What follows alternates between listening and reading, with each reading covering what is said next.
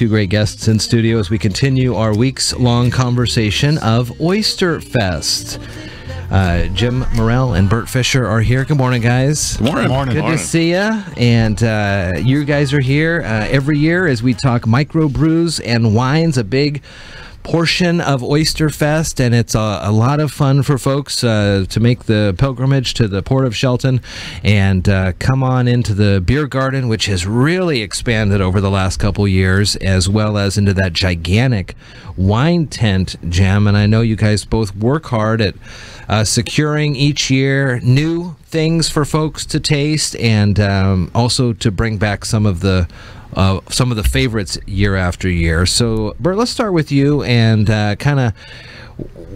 let's go back to the end of Oysterfest last year.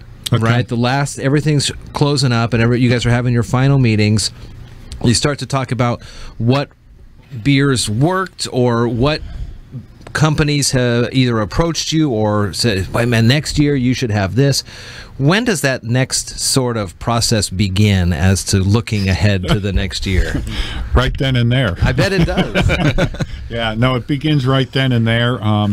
The beer industry right now is just absolutely crazy in terms of all the different flavors that are coming out.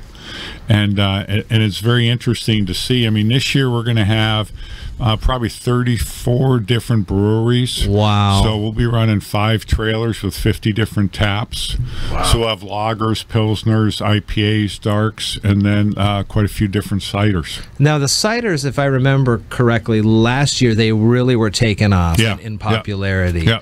What's the hot trend this year? Is there one in particular? I would say it's a continuation of last year. There's still the traditionalists that love the apple ciders, but then last year we had Wider's raspberry cider out of Vermont, and holy smokes, I mean, that took off. Yeah, I mean, it is really, really good. So we'll still have a raspberry. We'll have that. Trying to see if we may possibly have a pear. The tough thing right now at this time of year is that you're between the summer and the fall.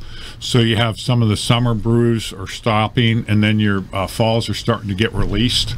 So, one thing we didn't have last year was the Deschutes Jubile Ale, which was a dark, and that's because it just hadn't quite been released. And what I've been told as recently as 2 days ago is that we should be able to have the Jubile Ale. Great, that's a very popular one. Yeah, that's a very, very popular dark beer. So, and I know, Jim, with the wines, you have a whole host of varieties of flavors that you're able to kind of key in on from different wineries around. At what point can you guys get a little experimental, I guess, in the flavors? I mean, you have such a wide variety of beers. You have such a wide variety of wineries. Does that give you the freedom to test some things that if Oysterfest was maybe a little smaller, or the beer garden was a little smaller, that you would say, listen, we think maybe this would be a success, but we just don't want to risk that space, whereas now you may be able to try something that's a little more unique. I don't know. I'm just going to say it, like a coffee flavored something, or something like that. Yeah, I have those conversations with wineries throughout the year, particularly through the summer months as we get closer to talking about, what sold really well the year before, what were crowd favorites, and what are the trends that wineries are seeing, what do they feel really most proud about. So we have some different fruit influenced wines, non-grape fruits like peach and raspberry that enter into the mix, and a lot of people really like those. And I'm also seeing wineries begin to develop what I would call some of the more traditional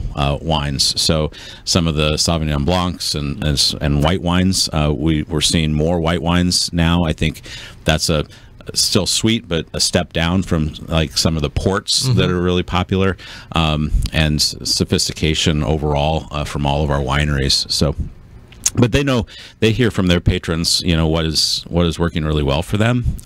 So folks like Scatter Creek or Westport Winery, Horizon's Edge, Mason de Paget, they all do really well, and they have some of those what I would call non-traditional wines, not the Merlots and the Cabernets, but the spiced peach, warmed wines and things like that, like from Scatter Creek. So every year there is an Oysterfest label right? Who gets this distinction this year? So this year it's going to Stina Cellars and we look at who's been the crowd favorite for the last few years, and Perry Preston, who's the winemaker there, he went above and beyond the last couple of years, and so he's got the white as a Semillon ice wine, so it's a sweeter, higher sugar content white wine, and then he has a Malbec for the red label. So Stina Cellars is that distinction this year. So when you do that, do you tell them early on that the wine they're bringing will be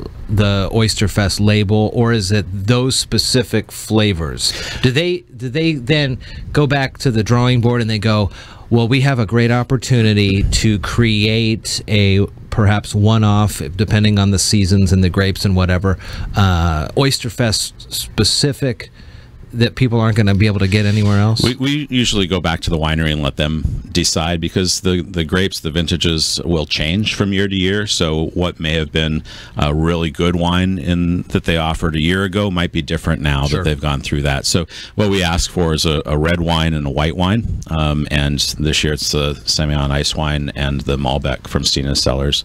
We are introducing something brand new this year to the wine tasting tent, which is going to be a wine competition. Oh, nice. So we will have 4 local judges that are going to be judging wines that have been entered in 3 categories: white wine, red wine, and sweet wine, and selecting a first and second place, and then a best of show out of that selection. So we'll have another sort of honor or distinction for those wineries, and it's exciting that the 4 people are local: Pam Hansen from Cameo Boutique, Neil Freitas from the Olympic Bakery, and he has a wine bar there, Wally Ewert, who's been a long-time Shelton resident, and then also the Robert Dolan, who's the beverage manager and also a sommelier from Little Creek Casino. So those 4 people will be judging. That's great. What wineries enter this year. Bert, what about you? And is there ever a talk for an Oysterfest specific beer to come out of one of the favorite breweries? I mean, they've got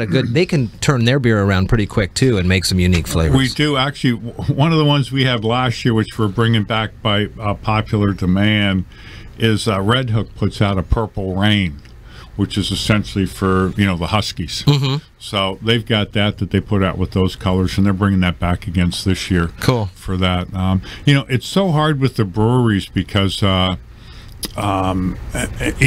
market and their distribution is such to do anything just specific for Oysterfest is pretty difficult to do. But local, I mean, man, there's so many breweries in Washington now, so it's great having those from the Seattle area, and between Washington and Oregon, I mean, a lot of those breweries are coming from there. So it is essentially specific to the Pacific Northwest in terms of what they're bringing to the table. Sure. The nice thing about the wine tasting tent, though, is we're both Cougar and Husky fans. You have some wines that are more bluish in tint and purple toned, and some that are more red toned. Nobody's come forward with the Cougar. Nobody's come forward with the Cougar.